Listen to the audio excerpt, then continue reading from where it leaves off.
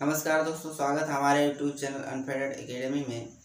आज हम लोग इंग्लिश मॉडल पेपर के बारे में चर्चा करेंगे और समझेंगे कि परीक्षा में जो इस बार नया मॉडल पेपर है वो किस प्रकार से आएगा, क्योंकि पिछले वर्ष की तुलना में इस बार का जो सिलेबस है वो चेंज हो चुका है। सभी लेसन बदल चुके हैं और पेपर का टाइप भी बदल चुका है।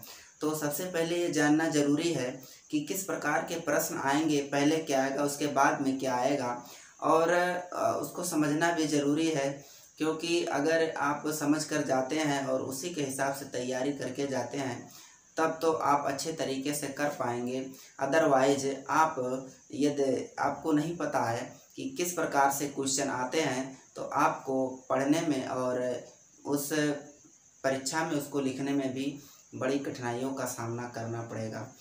तो चलिए चलते हैं। सबसे पहले आप लोगों को मॉडल पेपर बताते हैं कि किस टाइप का आता है, क्या क्या आता है और किस प्रकार से लिख करके आप अच्छे मार्क्स ला सकते हैं।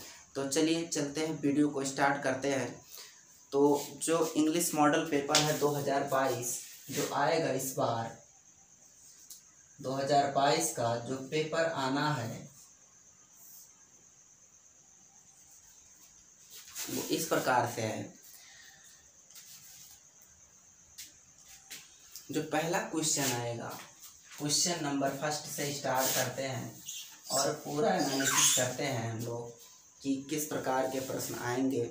तो जो पहला प्रश्न है वो इस प्रकार से आता है। क्वेश्चन नंबर फर्स्ट जो है वो आता है अनसीन पैसेज से।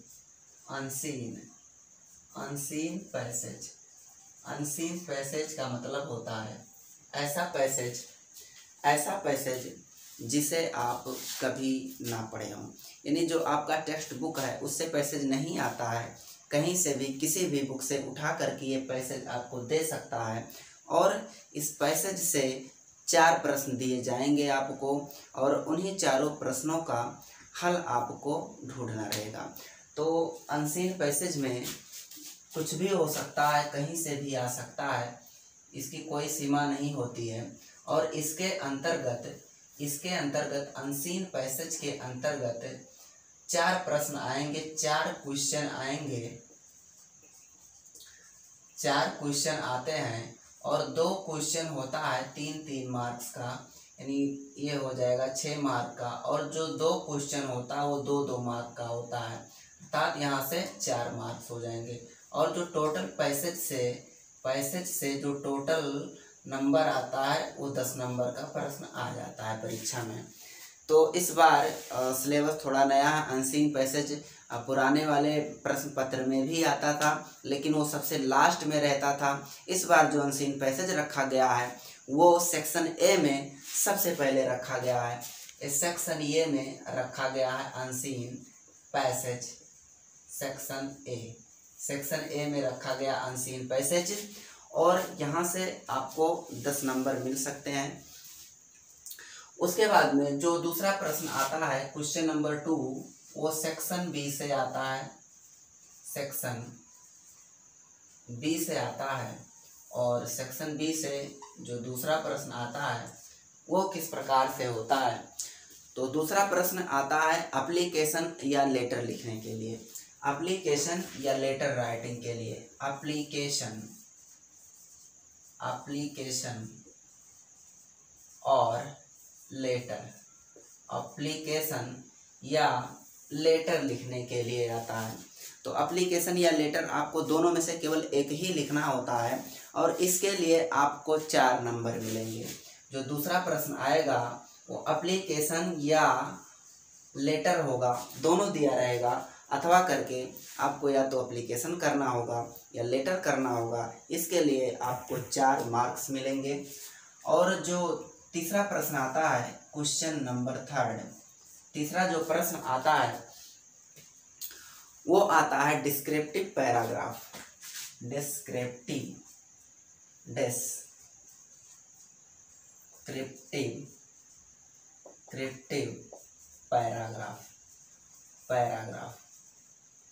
पैराग्राफ से आता है या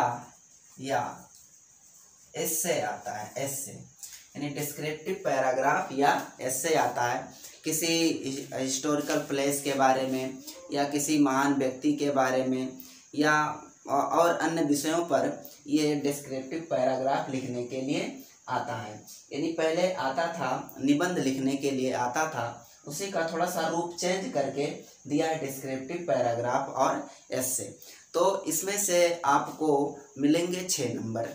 यहाँ से जो आपको मिलेंगे वो 6 नंबर मिलेंगे और ये 6 नंबर का आता है। कभी कभी रिपोर्ट तैयार करने के लिए आता है, रिपोर्ट हो सकता है, रिपोर्ट तैयार करने के लिए भी बोले, क्योंकि इस बार का जो सिलेबस है एकदम से नया है, एकदम से भिन्न है। तो इस प्रकार से तीसरा प्रश्न आता है और जो चौथा प्रश्न आता है वो सेक्शन सी के अंतर्गत आता है। वो सेक्शन बी था, सेक्शन सी के अंतर्गत आता है चौथा प्रश्न जो आता है सेक्शन सी के अंतर्गत। और चौथे प्रश्न में आते हैं 10 क्वेश्चन, ग्रामर बेस्ड क्वेश्चन आते हैं। ये ग्रामर होता है, ग्रामर, यहाँ से 10 क्वेश्चन आते हैं, 10 क्वेश्चन। जो क्वेश्चन नंबर 4 है, यहाँ से 10 क्वेश्चंस आपको दिए जाएंगे। कहाँ से आएंगे? जैसे पार्ट्स ऑफ स्पीच, यहाँ से प्रश्न बन सकता है। और उसके बाद में बात कर लेते हैं सेंटेंस और सेंटेंस से भी आता है। और एक्टिव पैसिव से भी प्रश्न आता है। डायरेक्ट इनडायरेक्ट से प्रश्न आता है। डायरेक्ट और इनडायरेक्ट, यानी डायरेक्ट और इनडायरेक्ट से प्रश्न आता है। और उसके बाद में और भी आएगा यहाँ से प्रश्न, रीऑर्डरिंग द वर्ड्स, यानी शब्दों को व्यवस्थित क्रम में सजाना रहेगा। जैसे मान लीजिए लिखा हुआ है इज बॉय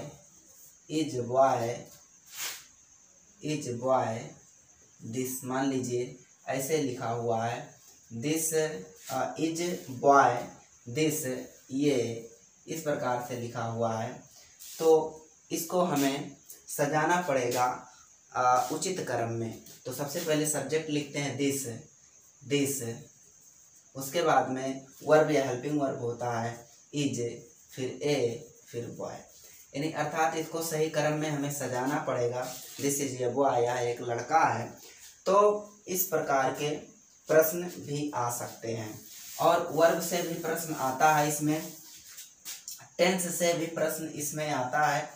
तो छोटे छोटे 10 प्रश्न रहेंगे, दिए जाएंगे 10 क्वेश्चन, और प्रत्येक एक मार्क्स का रहेगा, यानी यहाँ से जो मार्क्स आपको मिलेंगे वो मिलेंगे 10, यानी 10 नंबर का ये हो जाएगा। तो 10, 10, 20 और 6, 4, 10, यहाँ से 30 नंबर। और उसके बाद में जो प्रश्न आता है 4 तक हो गया। जो 5वां प्रश्न आता है वो ट्रांसलेट करने के लिए आता है। तो चलिए यहाँ से बताते हैं आप लोगों को, ट्रांसलेट करने के लिए आता है, यानी हिंदी से ट्रांसलेट करने के लिए आता है हिंदी टू इंग्लिश। जो ट्रांसलेट आता है वो आता है हिंदी टू इंग्लिश, यानी हिंदी से इंग्लिश में बदलना होता है। इसके लिए 5 मार्क्स निर्धारित हैं, यानी इसके लिए आपको 5 मार्क्स मिलेंगे। ये था ग्रामर का पूरा पोर्शन, जिससे टोटल 35 मार्क्स की प्राप्ति होगी। और उसके बाद में आता है जो हमारा टेक्स्ट बुक होता है, वहाँ से प्रश्न आता है। तो ये सेक्शन डी के अंतर्गत रखा गया है। इसको टेक्स्ट बुक को सेक्शन डी के अंतर्गत रखा गया है, सेक्शन डी के अंतर्गत रखा गया है इसको। तो चलिए देखते हैं सेक्शन डी में किस प्रकार के प्रश्न आते हैं, क्योंकि इनको जानना बहुत ही ज़रूरी है। और मैं आप लोगों को लास्ट में कुछ ऐसे ट्रिक्स बताऊंगा जिससे आप परीक्षा में बहुत ही अच्छे मार्क्स ला सकते हैं, और जो लोग कभी नहीं पढ़े हैं इंग्लिश को वो भी अच्छे नंबरों से पास हो सकते हैं। तो वीडियो को स्किप मत कीजिएगा, पूरा देखिए। तो चलिए चलते हैं सेक्शन डी पर। तो सेक्शन डी में जो प्रश्न आता है वो सबसे पहले आता है प्रोज से आता है प्रश्न। जैसा कि आप जानते हैं जो टेक्स्ट बुक होता है वो 3 भागों में बटा होता है, प्रोज, पोएट्री और सप्लीमेंट्री। Prose, poetry, supplementary. तो यहाँ से प्रश्न आएगा, जो प्रोज से पहला प्रश्न आता है यानी क्वेश्चन नंबर ये 5वां था, और क्वेश्चन नंबर जो आता है 6, क्वेश्चन नंबर 6। तो क्वेश्चन नंबर 6 जो आता है वो पैसेज आता है, प्रोज से भी पैसेज आता है। और इस पैसेज के अंतर्गत 2 क्वेश्चन दिए रहेंगे। पैसेज के अंतर्गत 2 क्वेश्चन दिया रहेगा, आप पूरा पैसेज पढ़िएगा। उसके बाद में 2 प्रश्न दिया रहेगा नीचे, उन प्रश्नों का उत्तर आपको देना होगा और उनका आंसर आपको पैसेज में ही मिल जाएगा। तो इसके लिए 2 प्रश्न और 2-2 मार्क्स दोनों प्रश्नों पे मिलेंगे, अर्थात 4 मार्क का जो आता है वो पैसेज आता है। फिर उसके बाद में क्वेश्चन जो 7वां आता है, क्वेश्चन नंबर 7। क्वेश्चन नंबर जो 7 आएगा वो भी प्रोज से ही होगा, और इसमें लॉन्ग आंसर टाइप क्वेश्चन आते हैं। लॉन्ग आंसर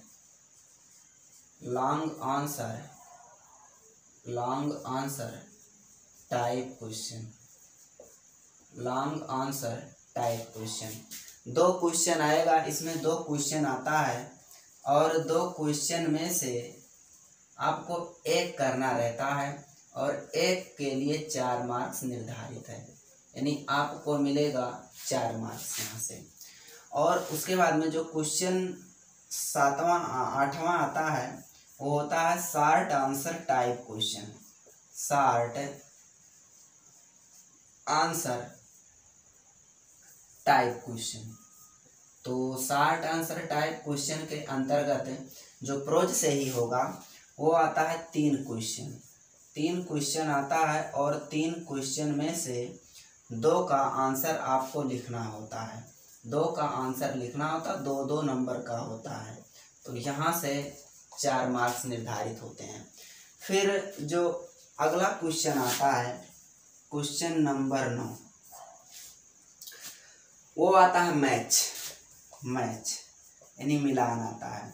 और वो जो मैच होता है वो साइनोनिम्स का होता है, अर्थात पर्यायवाची शब्दों का समानार्थी शब्दों का मिलान होता है। तो 3 मैच रहेगा, 3 मिलान रहेगा, ABC 3 दिया रहेगा, उसको आपको मिलाना रहेगा। तो यहाँ से आपको 3 × 1 अर्थात 3 नंबर मिलेंगे। 3 नंबर का रहता है मैच। फिर उसके बाद में प्रोज से कोई प्रश्न नहीं आता। फिर जो अगला प्रश्न आता है वो आता है पोएट्री से। पोएट्री का मतलब होता है कविता। जो कविताएं होती हैं उसमें वहाँ से प्रश्न आता है, और पोएट्री से 2 प्रकार का केवल प्रश्न पूछा जाता है। जो पहला प्रश्न होता है पोएट्री से यानी क्वेश्चन नंबर 10 जो पूछा जाएगा वो होगा पैसेज। यहाँ से भी पैसेज आता है, पैसेज आपसे पूछा जाएगा, और उस पैसेज के अंतर्गत 2 प्रश्न पूछे जाएंगे। इसमें 2 प्रश्न दिए रहेंगे,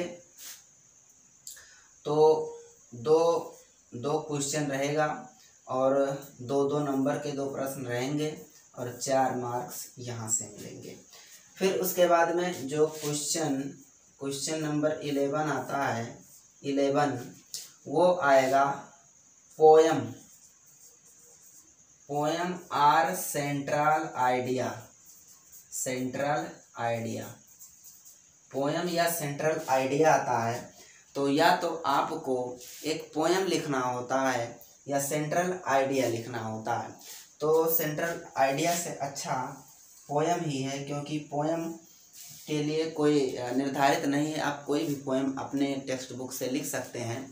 लेकिन जो सेंट्रल आइडिया होता है उसमें कुछ लेसन के नाम लिख के आते हैं कि इस लेसन का सेंट्रल आइडिया लिखिए, तो अच्छा है कि आप पोयम याद कर लीजिए। सेंट्रल आइडिया की अपेक्षा पोयम अच्छा है। तो चलिए, यहाँ से आपको मिलेंगे ये होता है जो पोयम होता है वो इस बार 4 नंबर का आता है, 4 नंबर का आएगा। और इससे पहले जो था सिलेबस में ये पोयम वो 3 नंबर का होता था। उसके बाद में जो प्रश्न आता है वो आता है सप्लीमेंट्री रीडर से, सप्लीमेंट्री रीडर से। तो सप्लीमेंट्री रीडर से किस किस प्रकार के प्रश्न आते हैं ये समझते हैं। तो सप्लीमेंट्री रीडर जो है, यहाँ से 3 टाइप के प्रश्न बनते हैं। जो पहला टाइप का होता है क्वेश्चन 11 यानी क्वेश्चन 12, क्वेश्चन नंबर 12 जो होगा पहले टाइप का, इसमें जो प्रश्न होता है long answer type question, long answer type question. तो आपको इसमें से 3 प्रश्न दिए जाएंगे, 3 क्वेश्चन लॉन्ग आंसर में 2 क्वेश्चन दिए जाएंगे, और उसमें से एक करना रहेगा और एक के लिए 4 मार्क्स निर्धारित होते हैं। फिर जो क्वेश्चन नंबर 13 आता है वो 60 आंसर आता है, 60 आंसर आता है सप्लीमेंट्री से ही। तो सप्लीमेंट्री से 60 आंसर जो आता है वो 3 आता है, 3 क्वेश्चन आता है, और 3 क्वेश्चन में से 2 क्वेश्चन करना होता है और 2-2 मार्क्स के होते हैं, अर्थात 4 मार्क्स यहाँ से भी मिल जाएंगे आपको। और उसके बाद में जो क्वेश्चन 14 और लास्ट जो आता है वो होता है ट्रू फॉल्स और ऑब्जेक्टिव टाइप क्वेश्चंस होते हैं। ट्रू और फॉल्स या तो ये हो सकता है, या ऑब्जेक्टिव टाइप क्वेश्चन हो सकते हैं, या दोनों हो सकते हैं। ऑब्जेक्टिव टाइप क्वेश्चन अर्थात बहुविकल्पीय प्रश्न हो सकते हैं यहाँ पे। तो इन दोनों को मिला करके 4 मार्क्स मिलेगा।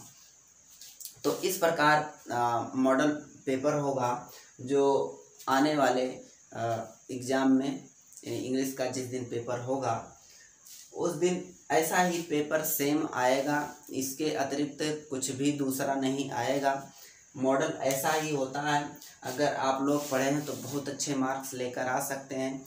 लेकिन जो लोग ऐसे हैं जो अभी तक इंग्लिश नहीं पढ़े हैं, उनके लिए मैं एक आइडिया बताने वाला हूं, जिससे आप परीक्षा में अच्छे मार्क्स से पास तो हो ही जाएंगे।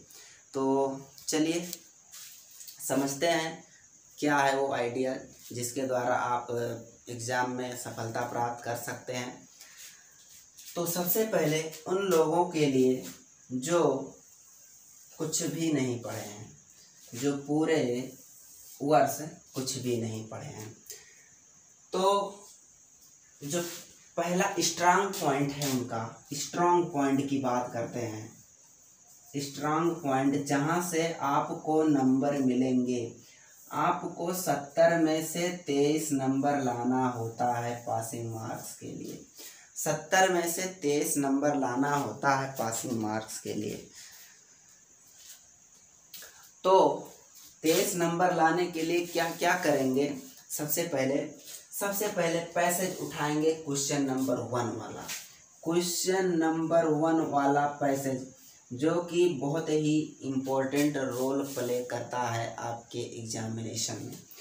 क्योंकि जो इसमें क्वेश्चन आते हैं वो आते हैं चार क्वेश्चन 2 क्वेश्चन 3-3 मार्क्स का और 2 क्वेश्चन 2-2 मार्क्स का होता है, यानी टोटल 10 मार्क्स के क्वेश्चन आते हैं और इनका जो आंसर होता है उसी पैसेज में ही होता है।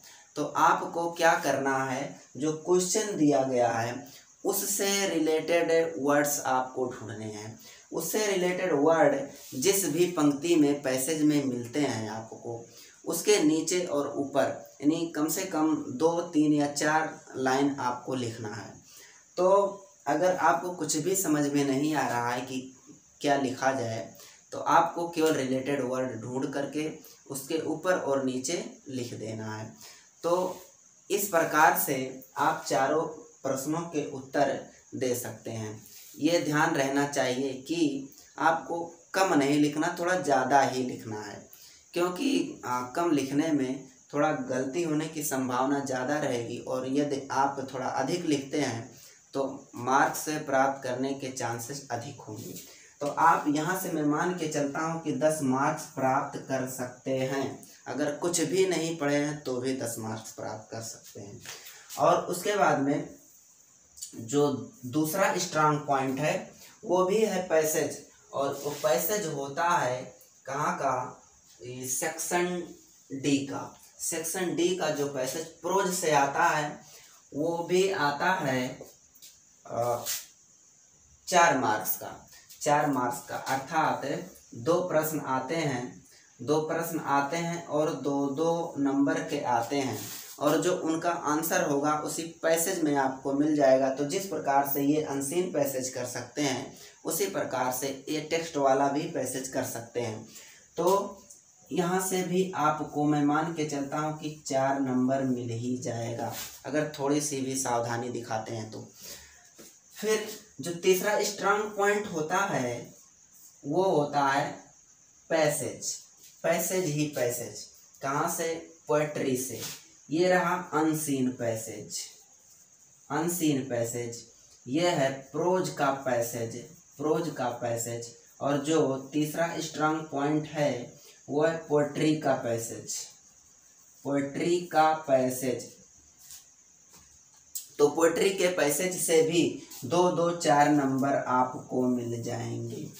पोएट्री का पैसेज और ही आसान होता है क्योंकि उसमें कुल मिला करके 4 ही लाइन होते हैं और उन्हीं से आपको आंसर ढूंढना होता है। 2 प्रश्न होते हैं, आप बड़ी आसानी से 2-2 लाइन लिख करके उनका आंसर दे सकते हैं। तो मान लेते हैं कि आपको 4 नंबर वहाँ से भी मिल जाएंगे, आप कुछ नहीं पढ़े उसके बावजूद भी। फिर और जो चौथा स्ट्रांग पॉइंट होता है 10, 4, 14, 4, 18 नंबर हो गए आपके।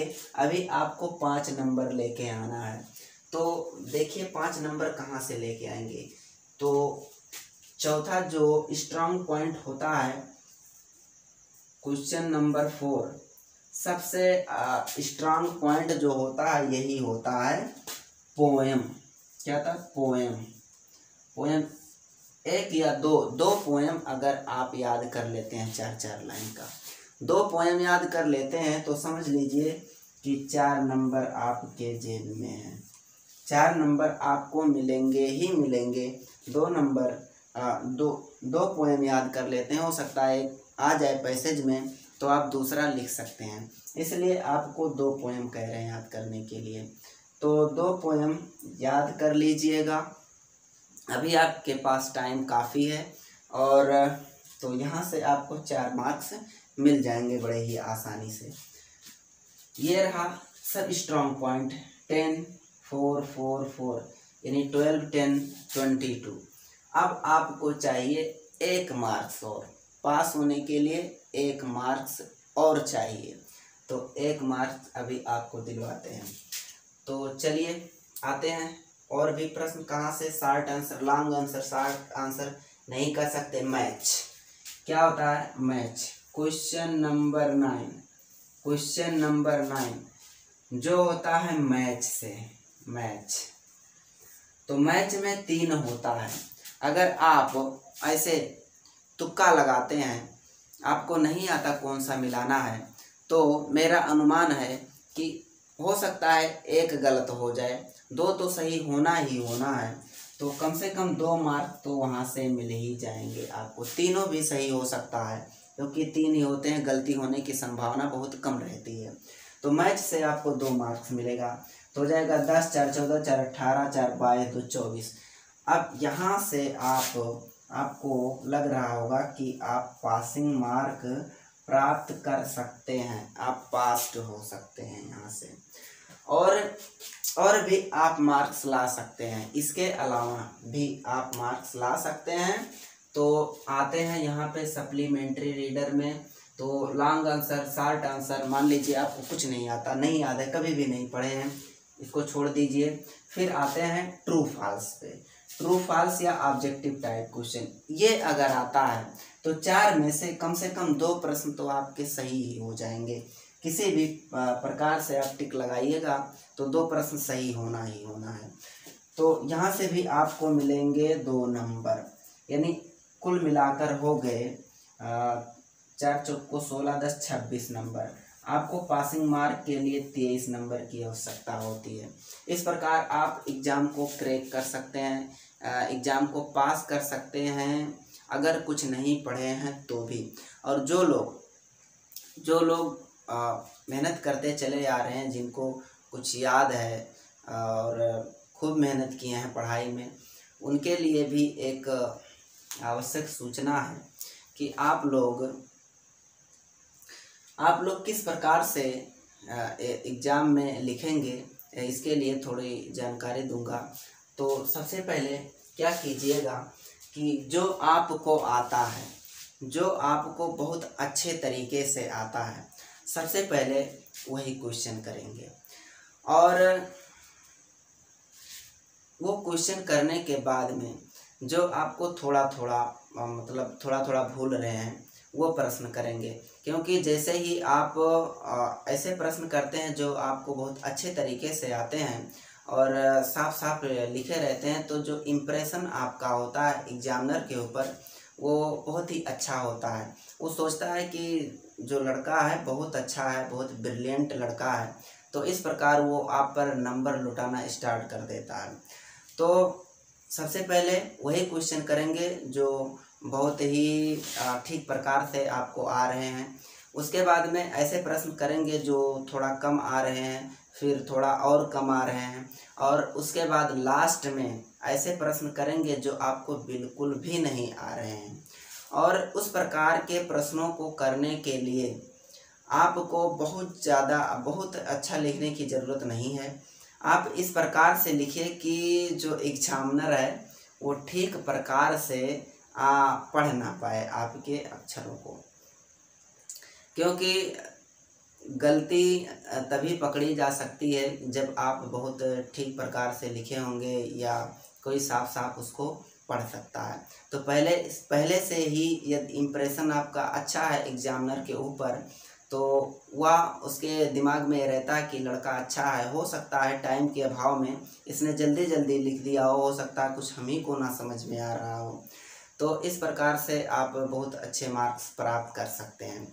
एक बात और, जो यहाँ पे है क्वेश्चन आंसर,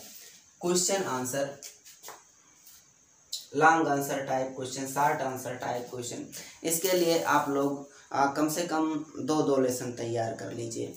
जो प्रोज है वहाँ से 2 लेसन आप तैयार करेंगे, पहला और दूसरा, और फिर सप्लीमेंट्री से 2 लेसन पहला और दूसरा तैयार करेंगे। तो यदि पहला और दूसरा तैयार कर लेते हैं तो मेरा अनुमान है कि कम से कम आधे प्रश्न तो मिल ही जाएंगे आपको। शॉर्ट आंसर में से 3 प्रश्न आता है, वहाँ से आपको दोनों प्रश्न मिल जाएंगे, और लॉन्ग में से भी एक मिल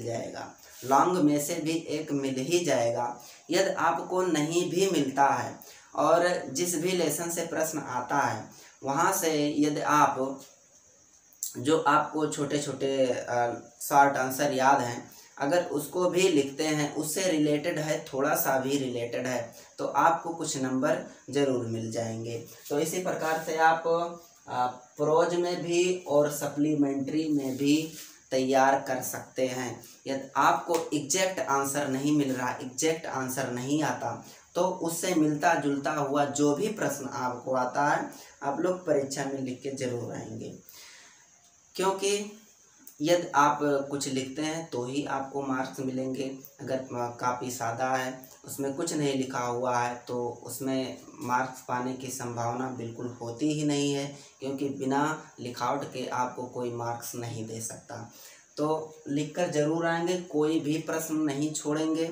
अगर आप पढ़े हैं तो भी और नहीं पढ़े हैं तो भी, जो लोग नहीं पढ़े हैं वो भी लिखने का प्रयास करेंगे भरपूर। और मैं उम्मीद करता हूँ कि आप परीक्षा में बहुत अच्छे मार्क्स अर्जित कर सकते हैं। तो इंग्लिश का पूरा मॉडल पेपर मैंने बता दिया किस प्रकार से आता है, पूरा शुद्ध हिंदी में बता दिया है।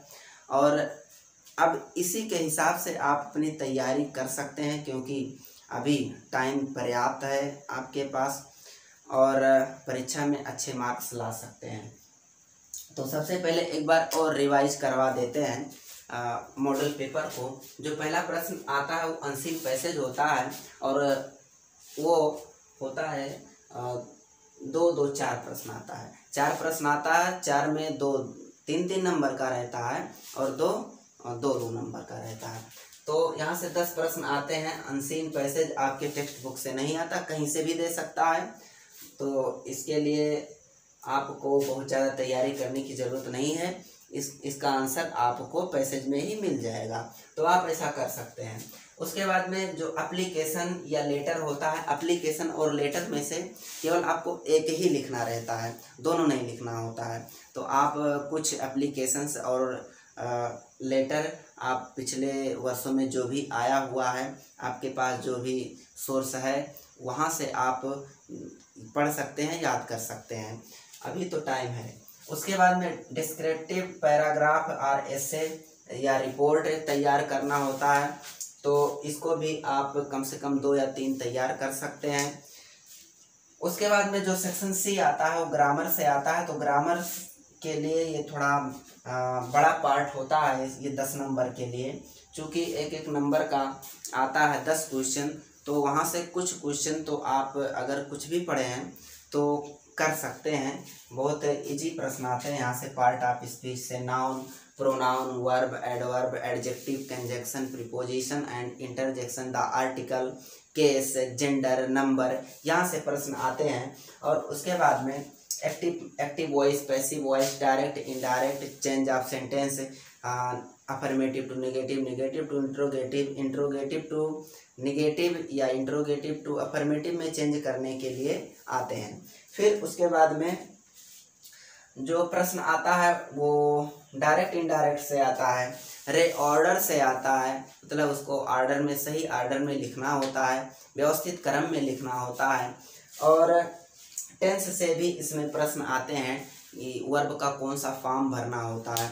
फिर अगला क्या आता है? अगला ट्रांसलेट आता है, हिंदी का इंग्लिश बनाना होता है, वो ट्रांसलेट आता है। फिर ये लिटरेचर जो आप साहित्य पढ़ते हैं, जो टेक्स्ट बुक पढ़ते हैं, वो 35 नंबर वहाँ से आता है और 35 नंबर ये ग्रामर से आता है। 35 नंबर में लॉन्ग आंसर टाइप क्वेश्चन, ये प्रोज का पार्ट है।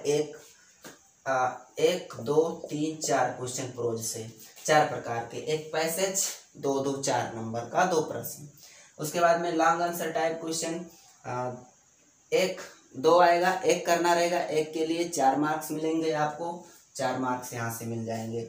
शॉर्ट आंसर टाइप क्वेश्चन, तो जो शॉर्ट आंसर टाइप क्वेश्चन होता है वो 3 क्वेश्चन आता है, 2 आपको करना रहेगा, दोनों के लिए 2 मार्क्स यानी 4 मार्क्स मिलेंगे।